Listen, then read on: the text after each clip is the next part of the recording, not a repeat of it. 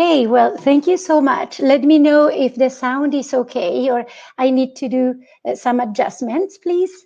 And what I would like to know with you, to share with you today, is an alternative reading of the history of life. And as you will see, I'm quite enthusiastic about trace fossils. And I really hope that by the end of the talk, we will have many new fans, trace fossil fans. So let's move on. We cannot start this talk without acknowledging the wonderful team of people that I work with. So as you can imagine, this is not only my work. I'm actually working with many generous colleagues around the world, and also some fantastic grad students who do a lot of the detailed work and that I'm very fond of. And of course, this is part of their work too. So let's look at this modern tidal flat, and we are right now in San Salvador Island looking at Pigeon Creek. And when we look at this landscape, we can see this outstanding topography. We can actually look, and as a geologist, we are thinking, okay, we are in an intertidal area. This may be the work of waves or maybe tides, but in fact, we are actually dealing with biogenic work. This is the work of Glypterus acanthochirus. And Glypterus acanthochirus is this very interesting thalassinidian shrimp that is one of the most iconic ecosystem engineers. It can produce these, about a little over a meter mounds. And they actually not only create these mounds, they modify the environment and they create resources for other species to live around and to depend on Glypterus. So here we can see a beautiful cast of Glypterus acanthochirus, and most of this is work of Alan Current and other colleagues. And you can see a very, very complex structure. It's a domicile, a spiral geometry. And if we look around these, on the surface and around these mounds, we can see a stabilized substrate that is actually the home to other species, some opohebids, some uca, some snails, which are dependent on the activities of these Glypterus. So keep that in mind, because we will return to this idea of remodeling, modifying our environment, who will be a little bit of the leitmotif all through the talk. When we look at these landscapes, we can, as a scientist, we can ask ourselves, for example, how do we get here? Have these landscapes been only, has the, let's say, the work of animals has always been so important as it is today, as we can see in many modern ecosystems? Or we can ask to, okay, what about the Ediacaran substrates? What about Cambrian substrates? Or we can think about what were the changes that happened after the Permian mass extinction. So how were post-Paleozoic substrates? And all these questions, in a way, will be, again, at the background. We will try to address them to the best of our ability during this talk. So you're most familiar with one group of fossils, I think. This group of fossils, body fossils. You have heard a lot in many, many talks. Here we have these absolutely gorgeous sea lilies. And body fossils can have skeletal parts like these ones, or as you have heard in previous talks, we can have soft tissue body fossils. But this talk is not about body fossils, as you know, it's about trace fossils. And we are very lucky because animals do leave a lot of traces. They leave traces in many activities: when they feed, when they nest, when they create their domiciles. And this is what we actually will be questioning during this. We will be revisiting during this talk. Trace fossils are completely separated from body fossils. And as you will see through the talk, we can sometimes have some guesses about the producers, but we not only have a very clear answer about the producers. We also have the possibility to look at trace fossils in a two-dimensional way. Rather than looking on a bedding plane, as for example the previous picture before, we can look across the sediment. And if we look across the sediment, here we have an Holocene core from the South China Sea. We can see lots of, biogenic structures. The sediment is mixed, and we can see what we call burrows and other types of trace fossils, which are actually crossing each other. And if we want to have some understanding of what this actually means, we can sometimes reconstruct in these iconic illustrations, like the one that you see here on the left side, in which we represent these different burrows according to how they get organized inside the sediment. So you can imagine animals are not just randomly distributed. There is, through the sediment, we have a geochemical gradient, and we have different distributions of organics, and a different geochemical gradient and a different stiffness of the sediment. And according to that, animals will compartmentalize and will actually use different resources at different years. So we can ask ourselves, okay, so this is what we see today. Can we actually track the use of the faunal ecospace through geologic time? And this is another question that is today, that we are addressing today within this during this talk. Okay, so the science or the discipline that actually works on trace fossils is called ichnology. And ichnology, another way to actually define ichnology, is to say that it's the discipline that studies animal substrate interactions. And ichnologists, we recognize three basic types. Bioturbation involves, all those changes that are generated by the movement of particles that are the product of the working of animals. And this movement of particles will create a new fabric in the sediment. And this is exactly what we see here on the right side. You can see that the sediment is completely churned, mixed, and new structures are actually generated. But if we are not actually moving soft particles, loose sediment, we talk about bioerosion. So bioerosion structures are related to mechanical or biochemical working of animals that can even use one of these means or combine them to produce what we call borings or bioerosion structures. And then we have another not so well-known group, or often not so well recognized as an important component of the ichnologic potpourri, let's say. And these are biodeposition structures. And you can imagine that biodeposition structures, which are the product, the sediment that is actually produced by the activities of animals, can be, for example, during defecation, but can also be like clustering, doing any activity that will generate some sort of grains. It's terribly important for our talk. It's at the background of whatever we are explaining in this talk, because the delivery of these biodeposits, these new sediments that are created, for example, by animals in the water column, is substantial, is crucial to anything that actually happens in the benthos. So keep in mind that although we talk a lot about bioerosion and bioturbation, there's always this biodeposition in the background of many of our ichnologic explanations. So to look at the history of life, we can use many, many different lines of evidence, and you have been introduced to some of those, and I'm sure that you already know that there is a lot of debate on how to make compatible these different lines of evidence. And the time that we are living right now is a super exciting time, because we are actually working on integrating that. That's one of our focus.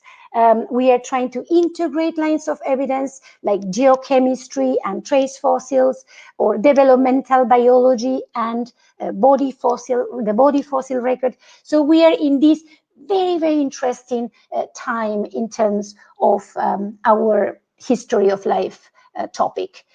The other thing that I wanted to sort of touch here is the idea that we work with different lines of evidence. We try to integrate different lines of evidence, but we also have the issue of the scales. And this is a very interesting topic. You know, scales of resolution are sometimes different, and even we can have different scales of analysis. So in this particular talk, you will see that a lot of what we will be talking about, a lot of the patterns of the mega trends that we will be describing will be at the large scale. But of course, they depend on very detailed analysis at the meso and the micro scale. So my main statement for this talk will be that the fossil record is arguably the main line of evidence to reconstruct past diversity. And in particular, the trace fossil record provides a decent proxy for morphology, and this can be a little tricky and maybe some questions related to this, but it gives us, we can do some educated guesses, let's say, about anatomy or about morphology, but it is a super proxy for paleoecological changes. So that's our, let's say, our first highlight, our pros with trace fossils, because trace fossils are in situ, most of them. So we can actually use them to reconstruct environments and paleoecological relationships. So if we want to talk about diversity, I think we cannot avoid to mention this very, very important paper that was called the consensus paper. And when this paper is so important is for different reasons. One is that it's a first very, very strong attempt of integrating different data sets. And so these different authors were not completely in agreement about how they did understand the history of diversity, but they sat and they discussed and they actually came with this very, very interesting contribution. And the other reason that it is so interesting is that it actually triggered a huge amount of research. So people that will disagree completely with this paper, people that will try to reinforce some of the conclusions of these papers, but in any case, a very important pinpoint for or trigger for future research. So here is a little bit of a modern, one of the last versions of the main curve that is, derived from that consensus paper. And this is one of the last work of Sapkowski. And as I said, this has been very, very debated. But what is really interesting about this curve that we see here, and let me see if I'm really smart to use this, is that we have different impressive increases in diversity that are in fact coincident. Or let me choose a nice color here. I should have chosen blue. Okay, so that are coincident with what we call the Cambrian explosion or the Cambrian radiation, the Ordovician radiation or the Gobi in a very broad sense. And then after a long plateau, we have this more protracted major radiation during the Mesozoic, what we sometimes call the Mesozoic Marine Revolution.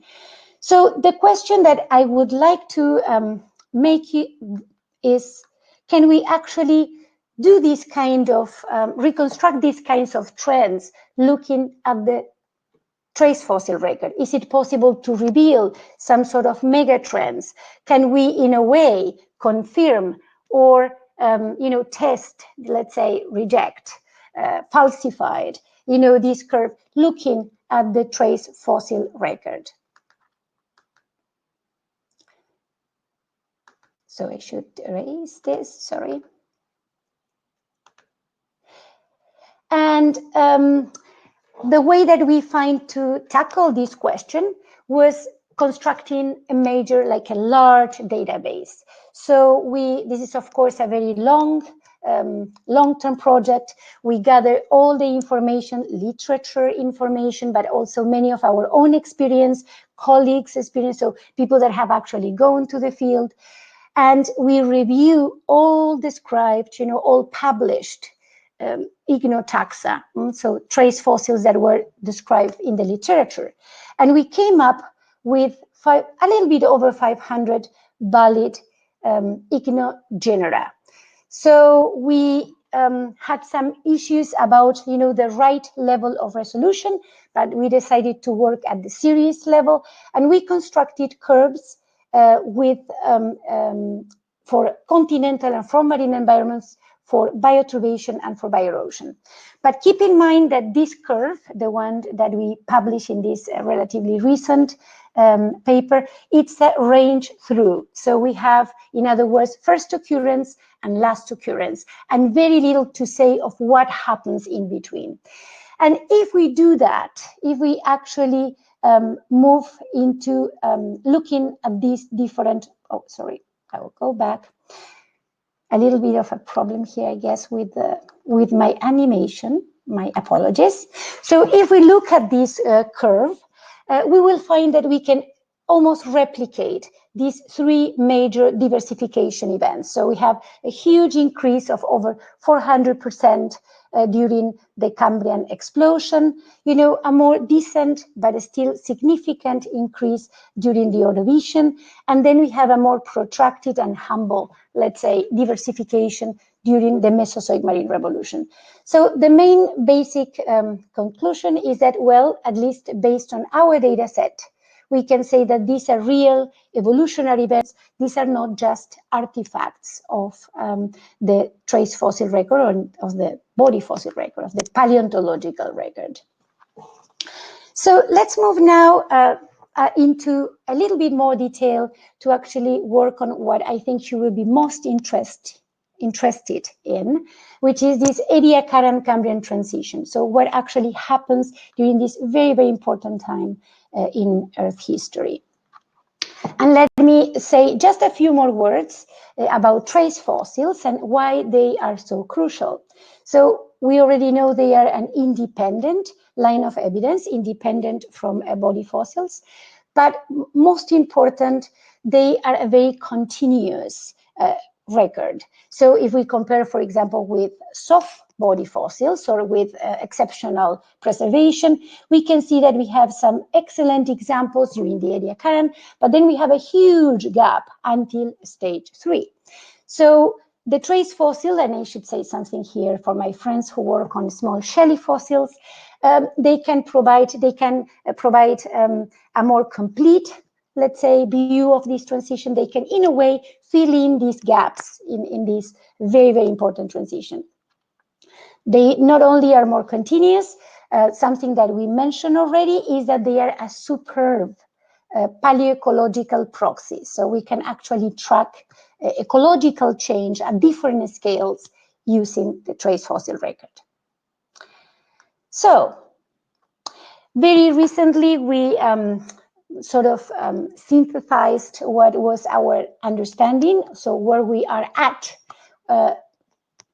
in the study of the trace fossil record. And I could say that one of the main results of this study is that a lot, it's still happening exactly by the time of the transitions. A few million years before, this is the range of error. But in fact, a lot is actually going on in terms of ignodiversity and ignodisparity. A lot is actually going on at this very, very important Ediacaran Phanerozoic transition. Of course, we will talk a little bit more about what happens during the Nama, right here. Like we are getting more and more knowledge about this time of just getting close to the boundary, but not right there. And a lot of what you have seen, for example, in Shuhai talk, actually focused on that particular Nama time. So let's start our Ediacaran overview, looking at some of the novelty in the Flinders Ranges. And of course, you're super familiar by this time about the incredible biota that is characteristic of these Ediacaran hills. And what is most impressive about, well, there are many things that are impressive, but one of the ones that I was shocked when I first visit these outcrops is that they are really unbelievable cases of preservation. So they defy absolutely every rule of taxonomy, because many of these gorgeous soft body fossils like Dickinsonids and Charniodiscus, they are at the base of these sandstone beds. So we have learned that sandstones or conglomerates cannot preserve. We are here looking that they are preserving soft bodies. And you have heard already of some of the beauties that are preserved in terms of records of motility. And Xu Hao already talked about epibiont and the producer of epibiont, which is exceptionally preserved by the trace fossil. And we also have this not so interesting at first sight, huge amount of, huge group of trace fossils that we classified as simple horizontal grazing trails, which are actually the dominant group in this assemblage. So if we do a very, very careful work, we find that although we have epibiont, we have Kimber-Ignus, we have other structures that can be considered, very unique to the Ediacaran and very complex in its own way, we actually can conclude that the vast majority, over close to 60%, are in fact these very simple grazing trails. Now, let me clarify here that when we talk about trails in terms of architecture, we are including also shallow structures. So these are not only superficial trails, we are also including here what some people will call burrows, or very, very shallow tier burrows. And the other interesting element that we should mention when we talk about trace fossils in the Ediacaran is that they are terribly tricky. So it's not easy to work in Ediacaran ichnology, in Precambrian ichnology in general. And we see that historically there have been lots of structures that were originally interpreted as trace fossils, and they ended up being either microbial in origin or attachment structures. You know that we have these microbial mats being the main sealers of the substrate. So attachment structures, some others are even organic, algae or some megascopic organisms.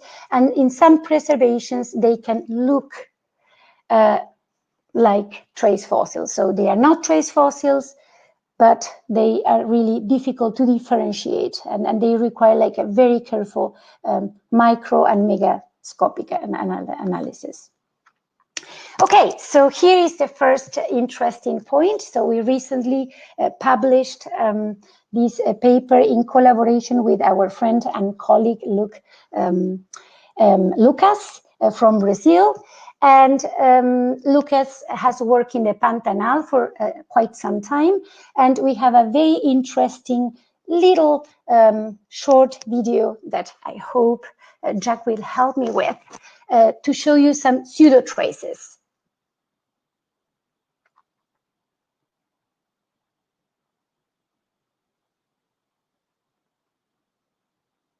So what you essentially see here is a structure that looks like a meniscate structure, but we can clearly see this is a modern environment. In these clumps of microbes are actually formed naturally in these environments. They actually, by the movement of the wind, they can actually produce these sort of complex trails. So if we look at the variety of structures, and Lucas performed a series of observations through different seasons, and so these are very dependent, for example, on the presence of wind in these lakes, in these soda lakes of the Pantanal. we can see that they actually, on a closer inspection, they differ significantly from trace fossils. So we have some irregularities, some abnormal elements in the morphology, like the type of asymmetry that they sometimes shows in the leaves structures. Many times they are parallel to each other. They, because these cloaks are quite irregular in shape, they show some differences in width and many, many other elements. But what is interesting about this story is that there are ways that we can actually analyze, and through the work in the lab and also some of our observations in nature, we can actually learn some tricks, learn some messages, or some ways in which we can differentiate trace fossils from pseudofossils, pseudo-trace fossils or pseudo-traces. Okay, so let's move now to another very, very interesting place. This is the Nama group. And let me just mention briefly that this is almost same age or comparable to what Xihao show in the Shibatan. So it's essentially the same sort of terminal Ediacaran in age, but contrasting with the Shibatan, which are carbonate deposits, limestones. These are siliciclastic deposits. And this is a very interesting site because we are really, really close to the Precambrian Cambrian boundary. So in fact, there is a lot of debate of whether the boundary is at the base of the Nompt-Sas formation, or it's somehow in the uppermost part of a Spitzkopf member. So we are here a little bit below, not in these uppermost limestones, but actually in these siliciclastic deposits. And what we have is essentially sand bodies, some dunes, and we have at the base of some of these laminated sandstone beds, we can actually find some very interesting trace fossils. So here, just to look at the tops of some of these sandstone bodies. So this is what we find in these terminal Ediacaran deposits. We have this pretzel-like, and if you look at the name that we chose for this trace, Ignitus pretzeliformis, it makes that sort of reference. But indeed, they are quite varied in terms of the pattern. Some are more spiral, some are bispiral, some look more like different types of cookies, if you want. So they are quite diverse in their pattern. Some are very scribbling-like.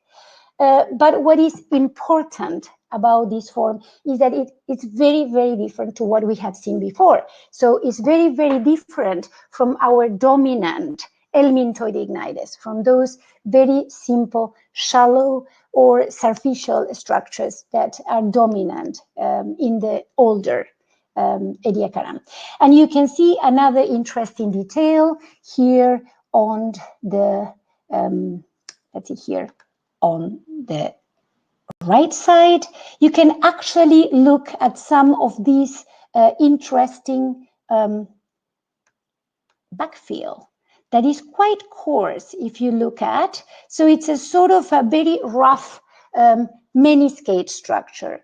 But what is really, really interesting is that this means that the animal is actually moving through the sediment, is actually feeding on the sediment, it's backpacking the sediment within the structure. And this is really, really novel. We haven't seen that before. And in a way, it characterizes these early sediment bulldozers. So we can look at these bedding planes and do some maps and show how the distribution is actually quite patchy. There are areas where we have more density of trace fossils. But if we look in cross-sectional view, we can see like we have a very impressive disturbance of the primary fabric. So in other words, if we look at older Ediacaran rocks, they are very laminated beautifully. If you think about, for example, even the Shibatan, it's used, these slates are used to make tiles for roofs of houses. But here, this is a completely different type of rock. We will have it's completely churned, mixed, and bulldozed by these animals, by these sediment bulldozers. So what else is new about this terminal Ediacaran, which has a lot of attention at this point? There is lots of science being focused on these terminal Ediacaran rocks, is the presence of the first metazoan reefs, and we will probably hear far more about them in a few weeks by Rachel, and also what has been dubbed the warm world fauna, or the one world. And these are these very interesting tubular fossils that became really, really abundant and diverse towards the terminal Ediacara. And what we know about them is that they actually do show some interesting anatomical features, in this particular case, the presence of a gut. And so we are sure that we are actually dealing with a bilaterian. So we are already in the world of bilaterians. So what about the Cambrian explosion? What can we say from the perspective of the trace fossil record? And first, of course, we will talk about this unique pivotal time. Is the Fortunian, the oldest Cambrian. The oldest Cambrian is this incredible time that we can characterize. The first word to characterize it is as a hinge. So it is a hinge between the Ediacaran world and the Phanerozoic world. Now, if we look at many of these rocks, these are, for example, very, very abundant in northwest Argentina, and this is where these particular fossils are coming from. We can see that they have still what we call, it's an Ediacaran flavor. So we have abundance of microbial mats, wrinkles and many other gneiss structures. And we have many of these traces actually disturb very, very little the intrastratal fabric. So we don't have really disturbance of the primary fabric in many of these Fortunian rocks. So what is new? What makes these Fortunian rocks then so important? And if we look at the composition of this ichnofauna, this is where we really, really find the novelty. So we find that the cast of characters has substantially changed. So we have a new whole set of producers, so new clades, as we will see, that are actually bioturbating.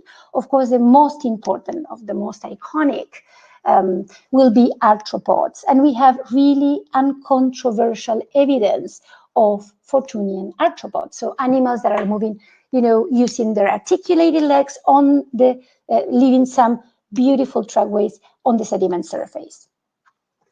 What else we have in these Fortunian rocks? We have lots of feeding strategies that were actually present already or were characteristic of the Ediacaran, like grazers. But guess what? These grazers are far more smart. They actually have sensory systems. We can prove that they can identify where they have fed before, and they do a very patterned exploration of the microbial mat. And so we have as one of my favorite trace fossils, which is here Oldamia alata. And Oldamia alata shows these very nice probes that actually explore the microbial mat. So you can see lots of microbial mats still in these Fortunian rocks. What else do we have? We have the first guided meanders. Now, this is another cautionary note. We have lots of kind of spirals, kind of meanders, kind of curved structures, but we don't have guided meanders in the Ediacarans until now. And if we look at these guided meanders, we can actually reconstruct the pathway, and we can tell for sure that we are dealing with an animal that is actually able to sense the presence of previously exploited sediment. And take a look right here on let me just try to use this, trying to look at some of these very, very interesting kinks that we can find, in the opposite direction. That will be one kink there, one kink here, another one here, And those kinks actually show, again, I have chosen the wrong color, my apologies. These actually show that we are having little mistakes in how this sediment is explored. So the animal senses that we are having here a previously exploited sediment, and it actually separates and keeps up, and then finds again one of these previous, it gets too close to a previous world and separates. And this is essentially what we have in this very, very interesting some Ignitus. So if we actually looked at the vast majority, like again, we are looking at a potpourri, what we can say about these Fortunian rocks that really contrast them with what we have seen in the Ediacaran. We can say that we have an impressive ichnodiversity, and that these traces show unquestionably that we have new clades that are diversifying, that are interacting with the sediment in new ways. And although we have some relictic ecologies, we still have lots of microbial mats. There are new ways of actually feeding on these microbial mats. We have these beautiful coclignus, these very regular structures. We have rosette structures and many other different architectures. Okay, so I think that's enough for a little introduction to the Fortunian. What happens later during the lower Cambrian? So if we look at Cambrian stage 2 and 3, we have a completely different phenomenon. We do have a new architectures, but in fact, the most important point is that we have a profound change in ecology. We have not only big increase in bioturbation, so traces became far more robust, far more dense, but we also have deeper structures, and structures that can actually reach a meter, a little bit over a meter. And the most important elements in these new characters that show up in this later part of the lower Cambrian are vertical suspension feeders or passive predators. But these structures that we see here, like Escolithus and some Diplocraterion or Nicolides, these actually characterize high energy sands, and they are substantial for these shallow water communities. But what happens actually in deeper, like if we go a little bit more distal, what actually happens during stage 2 and 3? And what we really find is that still sediment is very reworked, and intensity of bioturbation really increases. And this is from Fortune Head. We can actually see a very classic, Precambrian Cambrian boundary section. And what we see here in the upper part, we are actually looking at a completely churned bioturbated sediment that shows up when we actually move into stage 2. So we have these really, really bioturbated sediments in a little bit more distal, not just when waves are, in very shallow littoral sands, but also in offshore settings. And I should say that all this is mostly the work of my PhD student, Romain Gourdon. Okay, so if we would like to iconically summarize what has happened, in fact, many years ago, Seelacher came up with this very interesting idea of what he called the Cambrian, not the Cambrian Revolution, sorry, the agronomic revolution. And I should say this is the best possible name for what's actually happened in terms of changes of ecology and changes in the substrate. Because during this agronomic revolution, we have a total shift in terms of ecology. We are moving from these microbial mat worlds, dominated by microbial mats, where different modes of life are in relation to these microbial mats, and in particular, bilaterians are actually browsing and grazing in these microbial mats. We are moving into bioturbated, mixed sediments, in which microbes and animals will still live together, but they will be far more confined to the boundaries of the grains, the microbes, and animals will in a way take a more protagonic, a sort of a main role in life history.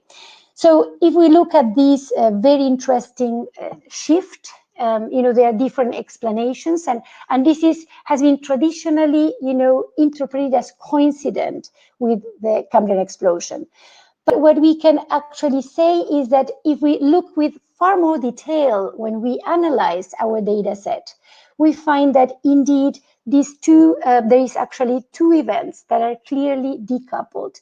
We have first a major diversifications of body plans, which is reflected in trace fossil architecture. And this is what I showed you in that potpourri of wide and diverse trace fossils for the Fortunian. And we have a second event after this, which is the onset of vertical bioturbation and the establishment of what we can call Phanerozoic ecology, or an endobenthic ecology that has a modern, flavor, if you want to say. So this is very, very important. This is actually something that shows us that we can reconstruct some interesting pattern looking at trace fossils.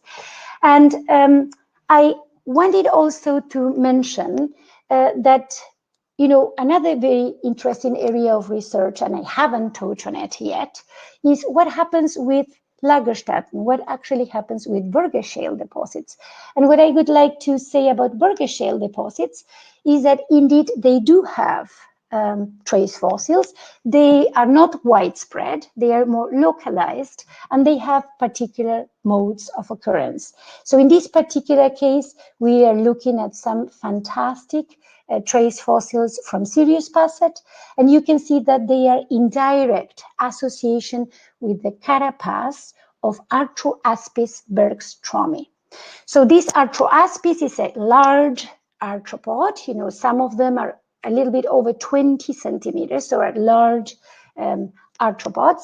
And the carapaces, or sometimes the molds of these organisms, are on the seafloor, and they are completely explored by larvae, for little velatirians, which are wandering through the sediment.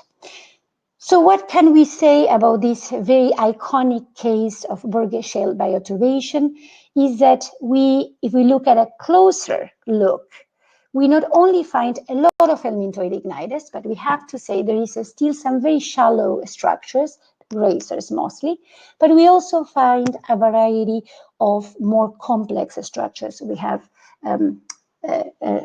backfill structures. We have these here look of dendritic or tree-like filament like structures, and all those, looking a wide variety of science ranges are part of this community that is clustered or concentrated around these carapaces. Does it only happens in Sirius passes? Well, no, actually bioturbation is widespread in Lagerstätten, in Burgess Shale type Lagerstätten. And this is from the Burgess Shale, actually from the type locality, from Walcott. And we can see some Tuzoia carapaces again, showing different distributions of trace fossils and a variety of trace fossils that you can see here on the right side. So we have branching structures, and we have, interestingly, a lot of pellets preserved in these backfill structures. So what does it tell us about these carapaces? Is like, yes, there may have been some sort of taphonomic protection. So sometimes these carapaces may have helped in the preservation of these structures, but many morphologic elements, and let me just return, for example, here in the upper part, if you actually take a look at the upper margin of these Arthroaspis, you can see that some structures are confined within the carapace. So we are looking that there is a preference. They are just not randomly there. They are actually preferring to concentrate in these carapaces.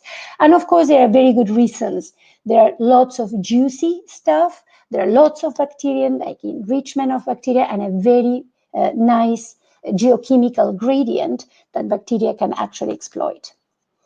So at that time in 2012, I came up with this a little bit of a crazy idea that we can make these Arthroaspis, carapaces and carcasses, in a very loose analogy, similar to whales falls. You know, like when we have a whale fall, we, you know, in a relatively depleted, not so rich environment, we are delivering a lot of organics that are used, you know, by benthic fauna. So we have a sort of explosion of life that is related to this very efficient way of sending organics to the sediment. And I thought that, you know, Arthroaspis could be our whales of the Cambrian in a way. And although we did have a lot of bioturbation, you know, in the surrounding sediment, so this is important. It's not that it's only concentrated on, it's only present, sorry, on these body fossils, but it's still surrounding the densities and the variety of structures, and the functionality is telling us that there is a reason, there is an ecologic reason or an ecologic link. So this moves me to just a little comment here about a very, very interesting hypothesis. And this hypothesis was introduced to you a few weeks ago by Chuhai Xiao, and it's a Bad and Jensen hypothesis that is called the Savannah hypothesis. And as a very good hypothesis, you know, it remains to be tested, so it can guide our research, and we are gathering ideas. So what's the basic idea of the Savannah hypothesis? Is to say, okay, let's look back. We know that this concentration of organics, you know, these carapaces, these body fossils are hotspots for organics, and they concentrate. What if actually there was some sort of ecologic interactions between Ediacaran organisms and our first trace makers, these wandering Villaturians, and there is this kind of feedback or triggering of evolution that is related to this first or early ecologic interaction. And I really, really like this hypothesis, I should say. But what it's still lacking, and this is why a hypothesis is important, is that we still don't have enough, you know, strong empirical evidence. We do have traces, and there have been some attempts to show some sort of relationship, but in fact, we don't have other than very simple helminthoid ignitus, very simple grazing trails and shallow burrows that are actually not very intrinsically related to Ediacaran organisms. So this remains to be proved, tested. You know, we can never completely prove, but it remains to be tested. And this is a very, very interesting area for Ediacaran research. Okay, let's leave this transition, which is of course fascinating, and we could talk the whole night, and look a little bit at the great Ordovician biodiversification event. So here we are looking, we are talking about a very broad sense. This is the Ordovician radiation, and we have this important increase in the number of architectures, or in the diversity of ichnogenera. And if we actually look with a little more detail, and we look at the curves of bioerosion, we actually find that we have a huge explosion of bioerosion structures. And these bioerosion structures show, in fact, an 80 million years macroevolutionary lag. So they actually show later, and we have to find some sort of explanations, if you want to say, to why this is actually happening. I will leave that to you to think if it's a problem of availability of substrates or an increase in pressure, what can actually be involved in this evolutionary lag. But what we can tell is that in addition to that, we have another very, very important event. We have the first modern aspect deep sea ichnofaunas. And this is actually a very, very important element, and can actually help us to track, for example, many questions about oxygenation of the deep sea. So the very first group of diverse forms, let me just say, we do have earlier, like we do have Cambrian deep sea ignofaunas, but the very first one that looked like what we called in ichnology the Nereides ichnofacies, are actually Ordovician in age. And this is the Chiquero Formation. It's a turbiditic fan, unquestionably, so we have a very good tune on the environment. And in these lobe fringe deposits, we find the typical networks, these very regular and structures produced on the mud and connected to the sediment water interface and later casted by very distal turbidites. So is that all that we can do when we look at the ichnologic record? Can we somehow quantify it or semi-quantify it? For example, ecologic engineering or some of the other different metrics that we could be interested to analyze? And the question is yes, we can actually use or develop, if you want to say, some new tools. And this is work mostly in collaboration with Nick Minter, in which we use or remodel, let's say readapted some of what are called the Bambachian cubes, in which we defined the mode of life based on tearing, motility, and feeding mode. And we sort of adapted it from trace fossils. So we have, for example, a far more depiction of the tearing or the compartmentalization within the sediment. But we also added two new elements, which are the interaction with the sediment. So these different categories that you see here on the right side cube, but on the left side of the right side cube. And we also see this really interesting adaptation of what many ecologists, benthic ecologists like Martin Solant have categorized and different ways of ecosystem engineering. So we use, or we try to use this tool to analyze our data set. And you can imagine that the more cubes we actually use, the more ecosystem engineering effects we actually have. And very recently, we work on these really long-term paper in which we created, we expanded our database, not only including genera, but also trying to tune that big data sets to 7 categories of sedimentary environments. So we actually, you can see it's a very vast data set. It has over 1,300 stratigraphic units. And we included, information about the age to the best. We have sometimes some problems. We have to sort of negotiate with some of the geologic time ages. So we calibrated at a slice. We calibrate our slices at series level, and we standardized the data with different methods. So what did we came up with? We came up with many interesting results.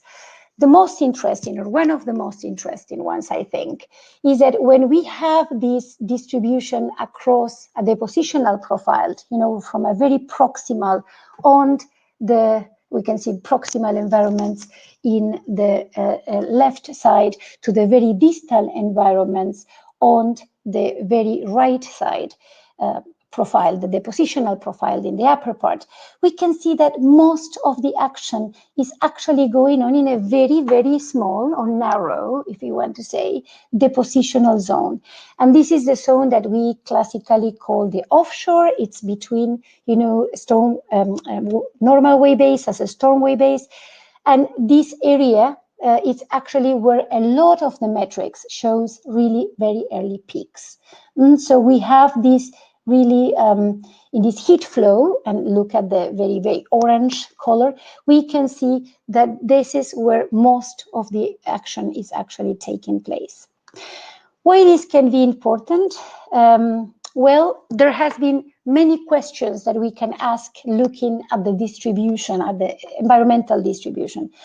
But what I would like to also emphasize in relation to this particular study is the fact that we can tell, looking at the cubes and how these cubes are actually filled in, that we have essentially most of the ecospace was essentially empty. We can actually confirm that idea that we don't have deep tiers. This is essentially vacant during the Ediacaran. And again, we have very limited, if we look at the categories of ecosystem engineering, we have a very limited ecosystem engineering action going on during the Ediacaran. There are many other interesting questions that actually arise or that can be addressed through these the results of these data sets. And one of the most interesting ones is these particular sets of slides. So here again, we are looking at a very conflicting point. So we were saying that right now we have a huge amount of research who is trying to integrate different data sets. And there is a lot of conflict. There is a lot of conflict, for example, with geochemical proxies and body fossils and trace fossils.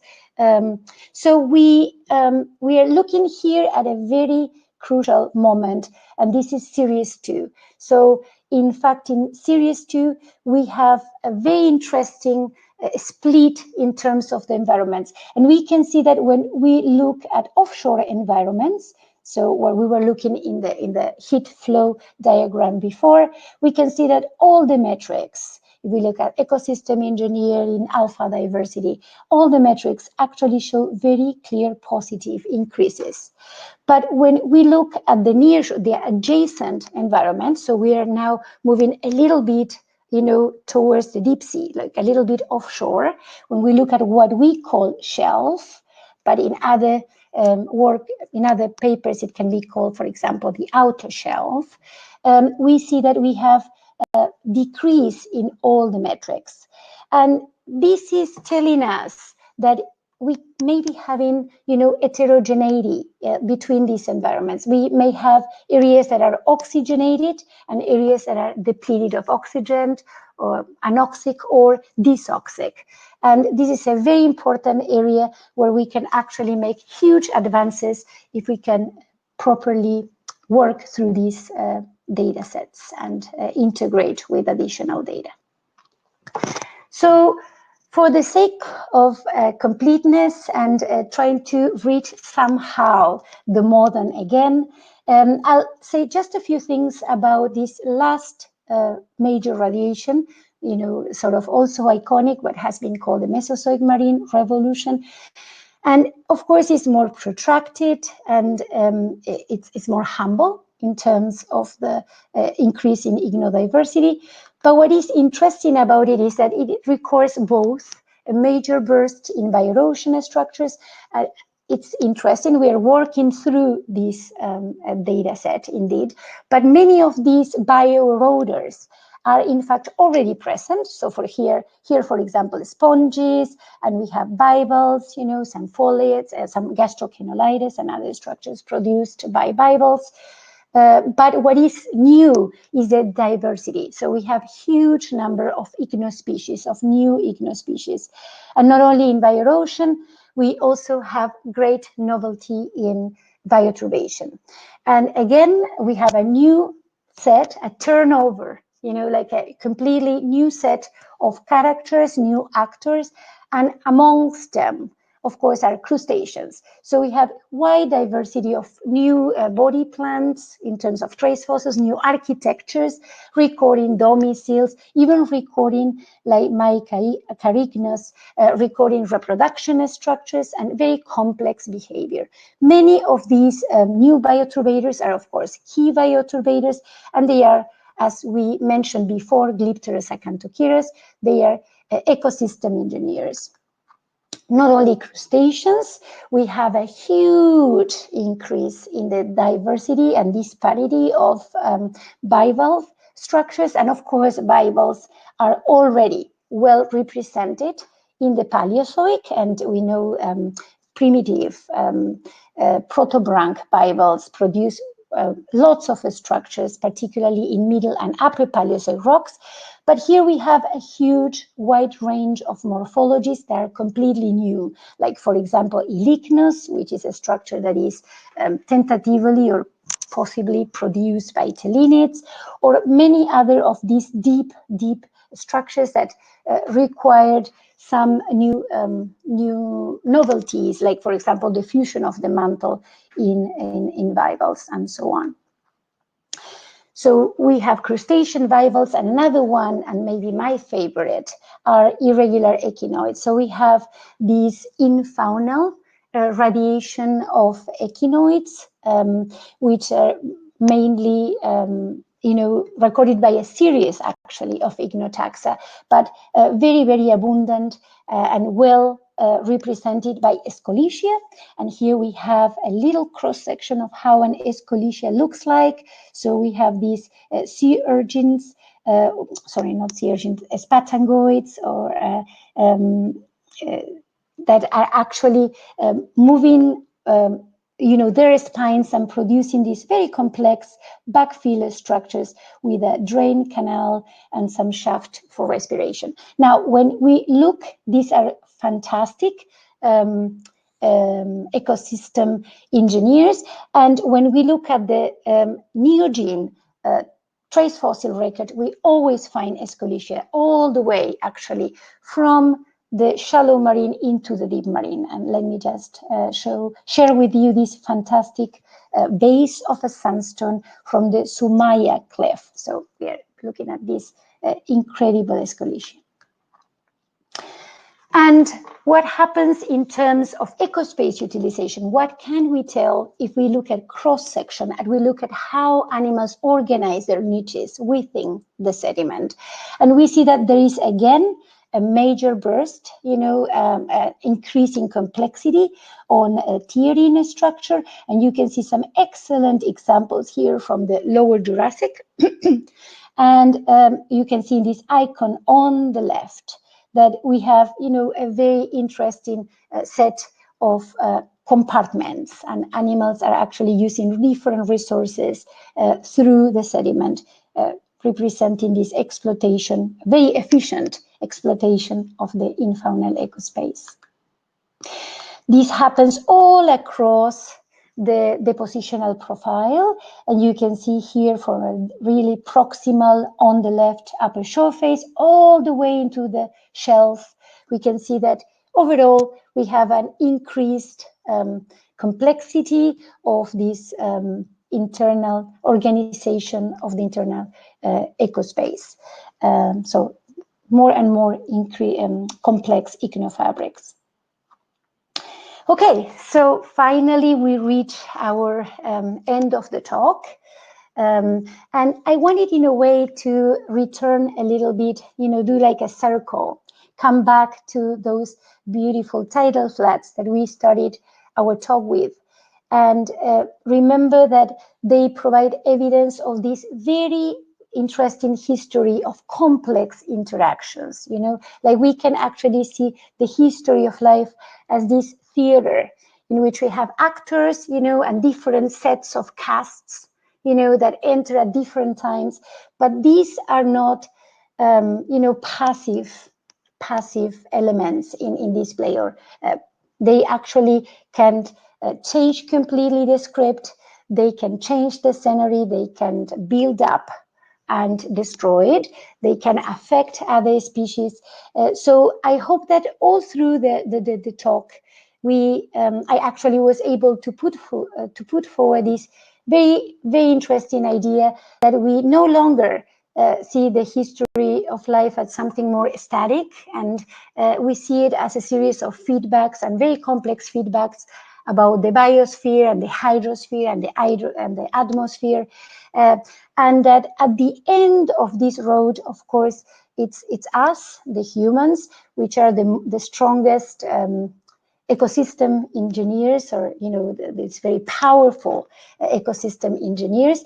But this story has started long time ago, and there are very important events, very important processes that actually took place very, very early in the history of life. I hope that you have enjoyed this very rapid revisit to the history of life.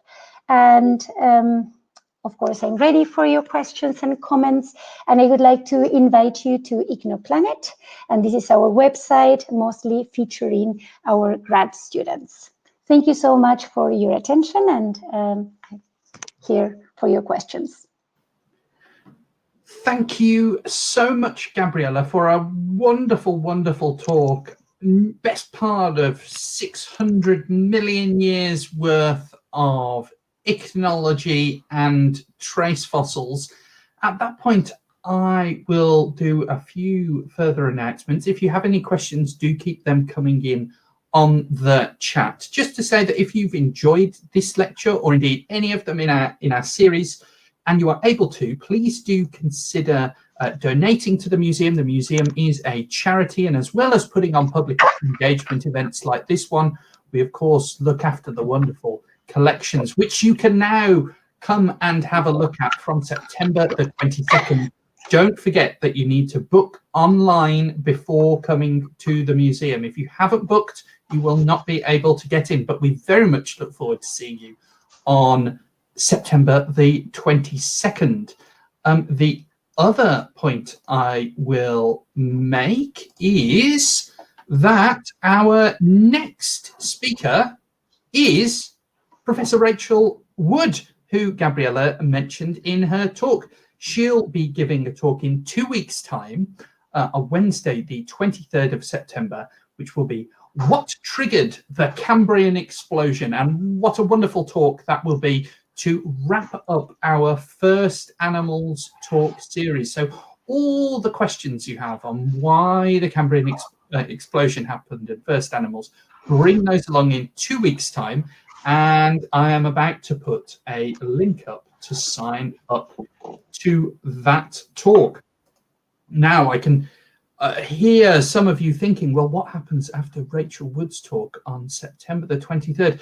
Don't give up your Wednesday evenings quite so soon, because we will be making an announcement in the next few weeks on what is going to happen next. And we have a new series of talks covering many topics in natural history, to which you are all warmly invited. So more on that at Rachel's talk, but we very much hope to see you again in a few more weeks' time. And at that point, we will go to some of the wonderful questions. Do keep them coming in on the chat. I'm going to start with a question from Shireen, who asks, how are trace fossils preserved? How are they not distorted by geological forces over time? Wow, that's a good question. Well, and that's actually answering these questions. I will, it's a way to show why it's such a continuous, in fact, record compared with body fossils.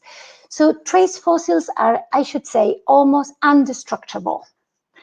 I should say almost, because they can even survive a low degree of metamorphism.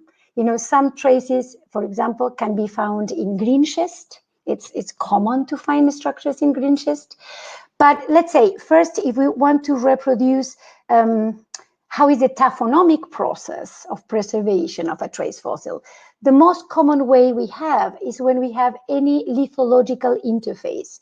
So a lot of what we see as beautiful traces, those 3D traces that I show through the talk, many of them, they are preserved in these interfaces. So let's say you have a silt, you have a sand on top. Those interfaces are windows for trace fossil preservation. Trace fossil can also be preserved through the sediment itself. We can have sometimes animals that will push sediment down, or, sort of pop sediment up.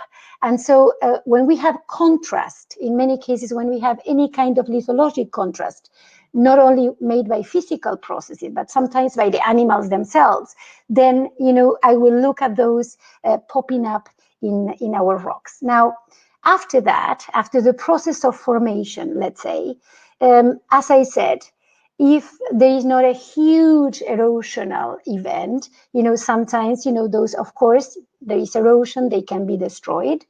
But those in situ structures will be, loaded by new sediment on top, and they will be preserved. And even if we have them going down and, suffer some thermal if we are in the range a little bit within the range of diagenesis and low metamorphism, they will be preserved. They will still be preserved. So that's the reason that we have such a rich record compared with body fossils. We don't have some of the pitfalls, let's say, of body fossil preservation.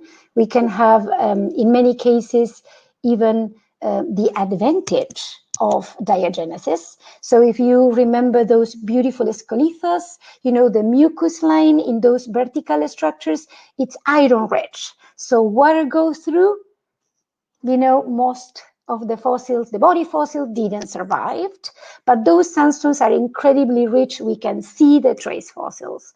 So, there is this, when we go to the field, we say that trace fossil and body fossil people split. Some people go to the shales, they go to the fine grains, and then the trace fossil people go to the heterolithics, and they go to the sands to look for the traces. But actually, they are everywhere, as you have seen in Burgess shale type deposits. Hope I answered. And there are lots of people saying thank you very much for your wonderful talk tonight. We'll go to a question from Roger, who asks, would you infer that sediments that have greater evidence of disturbance by organisms contained more nutrients or less? He asks, do you have to move more to find scarce food, or can you move more because there's lots of food to find? Oh my goodness, that's a difficult question. Well, it all depends, right? Like, in general, it will essentially be based on what type of traces we have. There are traces that are feeding traces.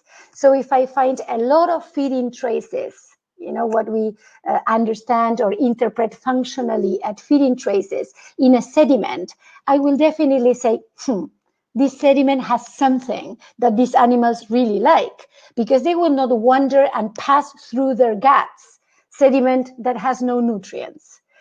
But sometimes we can have other structures that are very, bioturbated, and they may be, structures that, as you said, for example, in the deep sea, in modern deep sea, we can have, sediments that are very bioturbated, but it's an effort. They are very complicated. They are very long-term, structures that are produced in a very long, maybe decades, we don't know, maybe centuries, very long-term structures.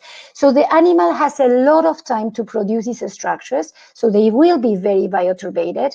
If there is not, event deposition in between, if there is a gap in sedimentation. But again, there is not lots of nutrients there, or most likely whatever was coming from the water column was consumed. And because of how we interpret those structures, mostly as grazers or traps for microorganisms, because of their functionality, I will still consider those really poor sediments. I hope I addressed that question in a direction that you can answer, you can understand it.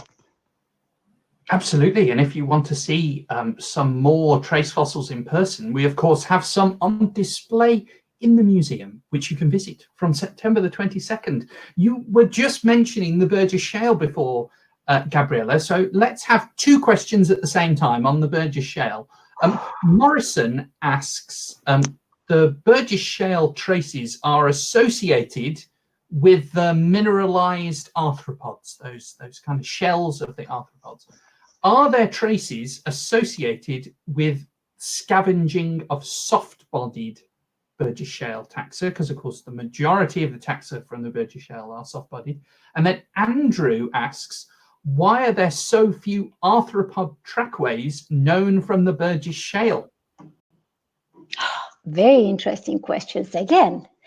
Okay, so sorry that I wasn't clear enough, but those arthropods, like arthroaspis, are non-mineralized arthropods. So in a way, they are weakly mineralized and it's lost, or they were non-mineralized at all. And what is very unique about burger shale type deposits is, in fact, this association that is very, restricted in terms of geologic time. There are not many examples. There are a few things here upper in the geologic, later, let's say, in the Paleozoic, but most of them are here, right, in burger shale type deposits, in which we have the association of these non-biomineralized carapaces and trace fossils. So this is very unique. Now, yes, there are sometimes, you can have sometimes traces associated with mineralized body fossils. There are excellent examples, for example, some eolithids. We can have structures that are actually associated, and you can see in burger shale deposits. But in these particular ones, if we talk about scavenging, we probably could think that there are some very good records of scavenging itself, particularly, for example, in some Tuzoia carcasses. Why? Because we have pellet infill structures.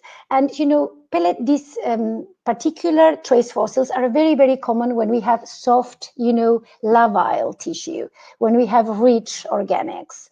So if I find those, I tend to think, okay, they are actually, exploring some of the soft tissues.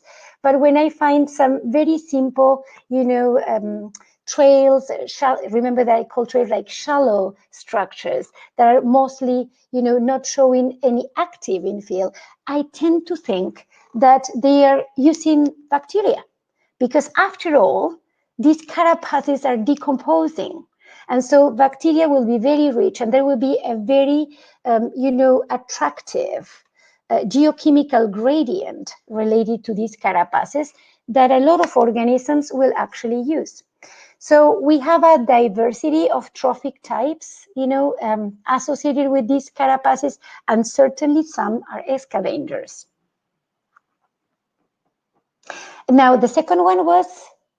The second question was, why are there so few arthropod trackways? Yes. Very good question. I really like the question.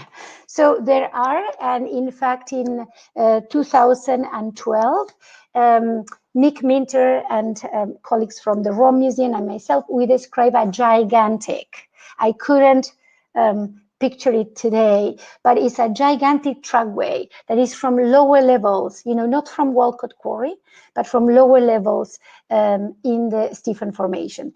And these trackways that we actually assigned based on the name of the number of tracks, and the morphology of the trackway, we actually assigned to a potential producer, are actually preserved in a microbial mat, a very nice microbial mat, stabilized substrate.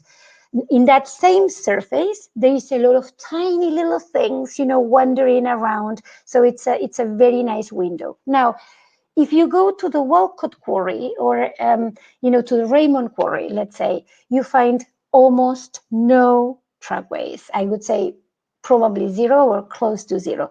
And it is a very good question. And there may be different answers.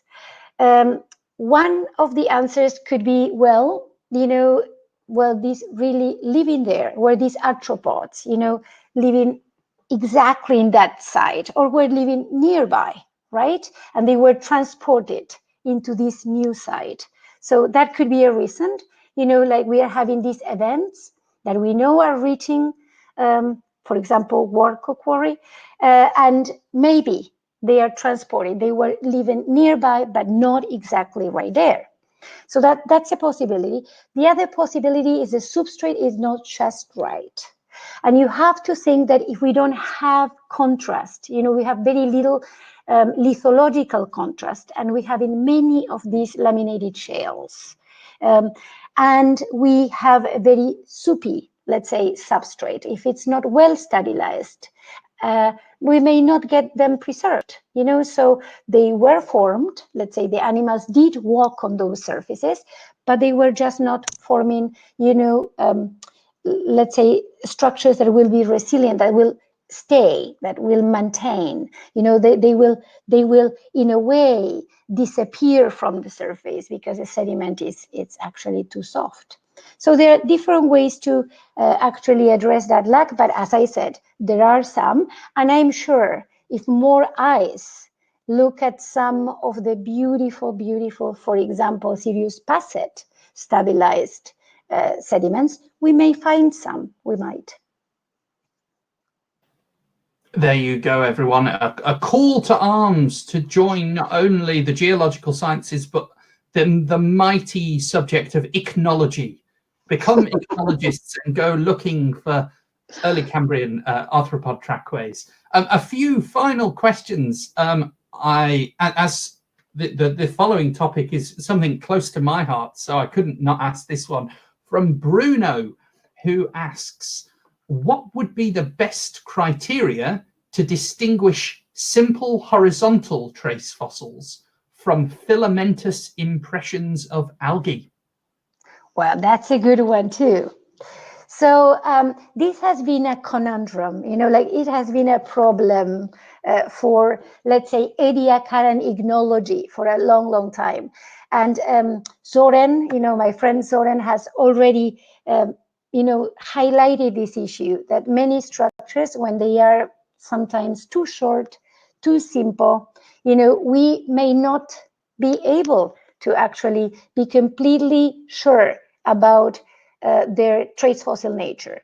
So there are structures, that if they have enough morphology preserved, like for example, if you recall when we look at the Ediacaran, some of the levees, so some sort of very regular displacement, not the kind of levees that we saw in the pseudo traces, which are asymmetric, which are sort of weird, not real levees. If we find something that we can relate to what we see when an animal with a muscle is actually moving very superficially or on the surface, almost, and it's moving through the sediment, those kinds of very diagnostic levees, regular levees that are showing a mode of locomotion, they are depicting a mode of locomotion, those can be a very good criteria. If you find something that it's a little curl like this, and yes, it doesn't have any organics in it, like there is no carbon, but you are not just sure, it's too short, it's sort of, too wiggly, it's better just to say we are not sure. It is not a good case of a trace fossil. So it's always nice to be humble and to say, well, sometimes, there are cases in which we cannot. And this is extreme when the structure is very, very simple. When structures became more and more complex, of course, we are all able to recognize trace fossils. But in these very early stages of bilaterian, animal sediment interactions, things can be a little more blurry and a little more tricky.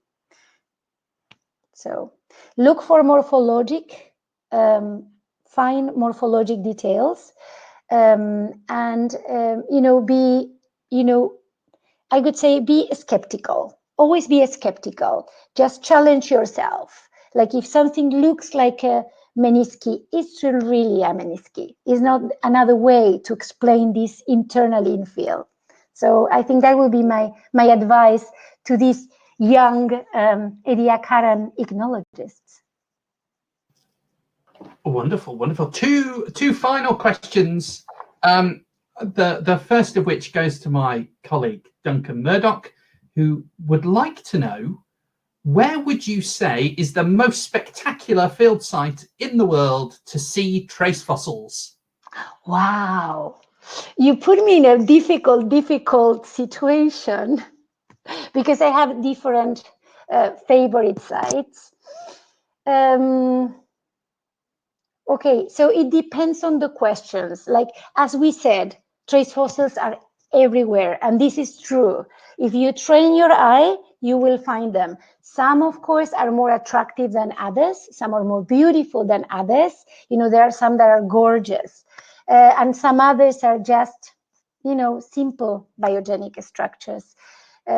But if we want to answer these kind of questions, for example, Namibia offers a lot of possibilities, you know, in the sense of huge bedding plains that we need.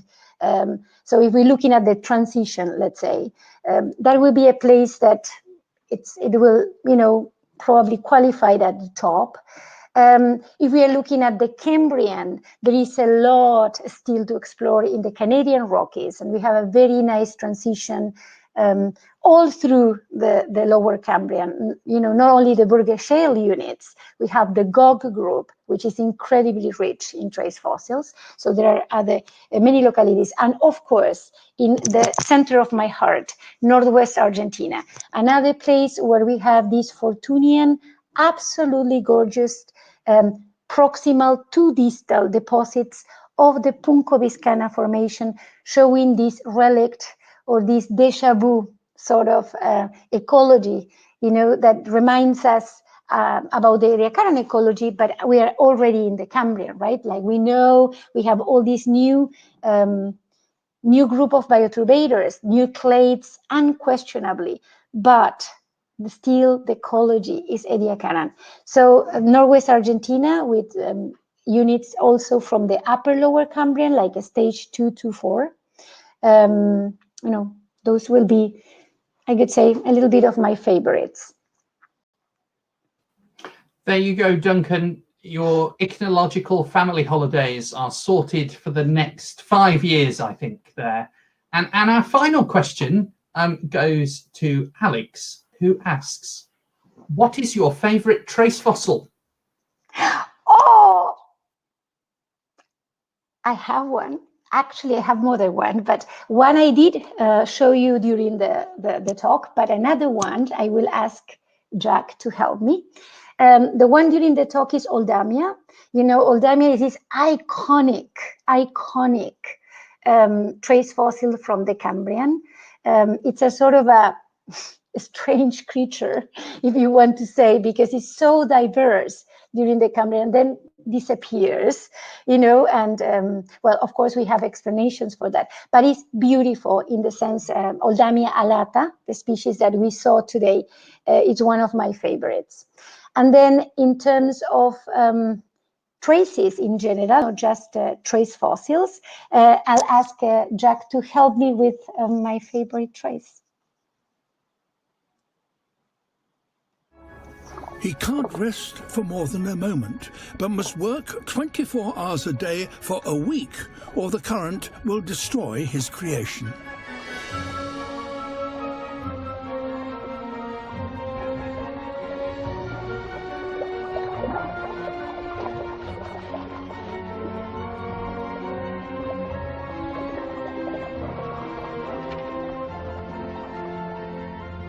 A final tidy up, and his masterpiece is complete.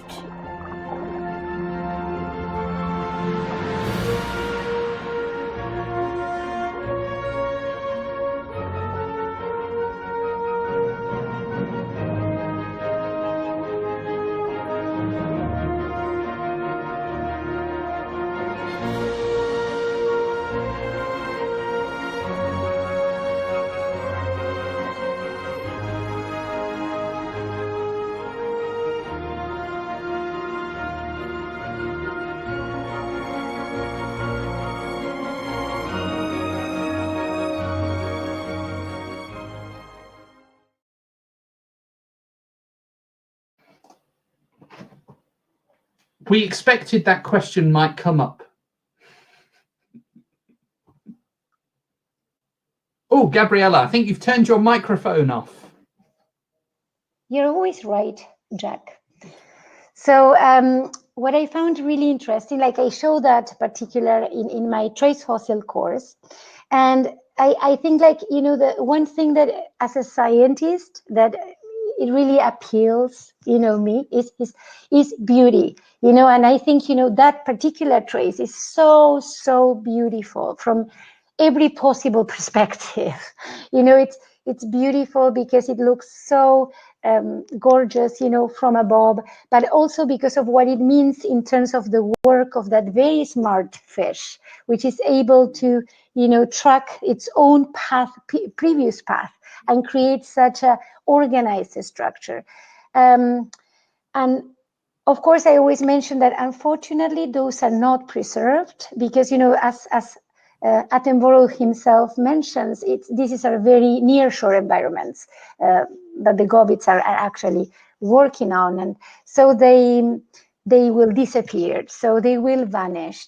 But I wanted to say that we do have plenty of trace fossils produced by fish, by their fins or by their mouth. And I don't know if, you know, the last little touch could be an Oscalicnus. So, you know, we could actually have some trace fossils related to fish. Well, wasn't that a wonderful point to finish on?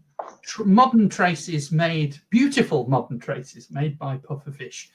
So we hope you enjoyed that. Thanks once again to Gabriela from the University of Saskatchewan, who's joining us live today from Spain. Thank you for taking the time out of your busy field work, and we wish you in between quarantine, in between quarantines. But we wish you good luck for trace fossil finds in the field, and thank you once again for supporting the museum. And just before we go, a final reminder that we will hopefully see you again in 2 weeks for What Triggered the Cambrian Explosion by Professor Rachel Wood of the University of Edinburgh. At that point, we'll thank you all for joining us from wherever you are in the world today, and we hope to see you again in 2 weeks' time. Bye, everyone. Bye-bye.